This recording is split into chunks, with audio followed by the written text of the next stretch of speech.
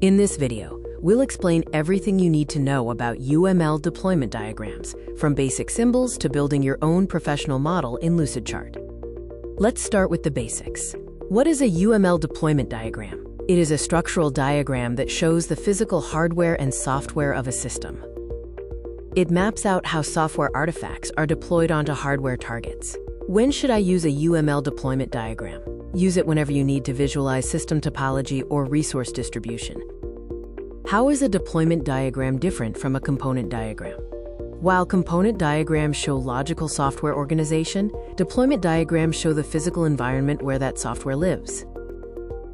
To build an effective model, you need to understand the core components. What are the main elements of a deployment diagram? Symbols and notations in deployment diagrams include three-dimensional cubes called nodes, which represent hardware, and artifacts, which represent the actual software files being deployed onto those nodes. Now that we've covered the theory, let's jump into our step-by-step tutorial, how to draw a UML deployment diagram. Start by identifying the scope of your system.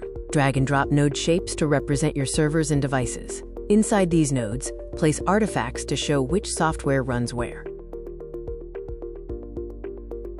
Next, use communication paths to connect your nodes. Label these lines with the protocols used, like HTTPS or TCP/IP, to provide technical clarity for your stakeholders.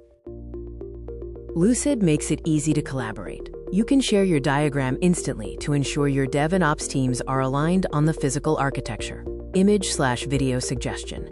A user clicks the Share button in the top right of the Lucidchart editor and types in a coworker's email address.